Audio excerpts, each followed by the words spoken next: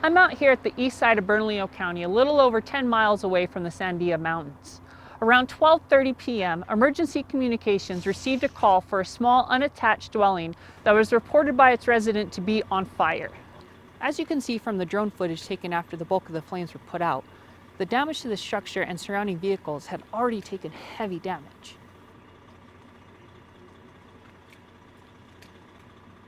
Communications immediately sent out a response alarm for the East Region Fire Crews to the Richland Meadows neighborhood near Cedillo Hill.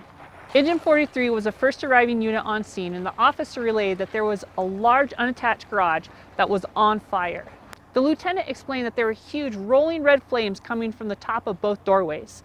As the remaining companies began to arrive, a water supply was established, and they immediately took to a defensive strategy in order to protect the home that was directly adjacent to the raging fire. Multiple supply lines were utilized to attack the fire from all sides. While the large doors up front provided easy access to this building, the heat from the fire had impeded the structural integrity of the roof, and conditions were not safe to make entry by this means.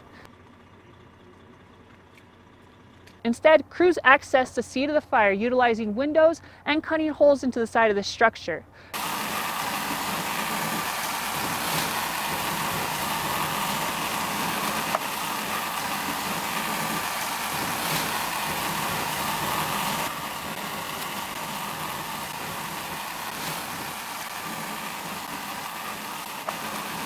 These tactics kept the fire from burning out of hand and were key to getting this fire under control. Video taken with the infrared camera from our drone, you can still see multiple areas that were still incredibly hot. This amazing technology helps firefighters see areas that still pose a danger to not only themselves, but these hot spots could potentially restart a fire after flames are no longer visible with the naked eye. Crews then moved operations to removing some of the debris to access these hot spots.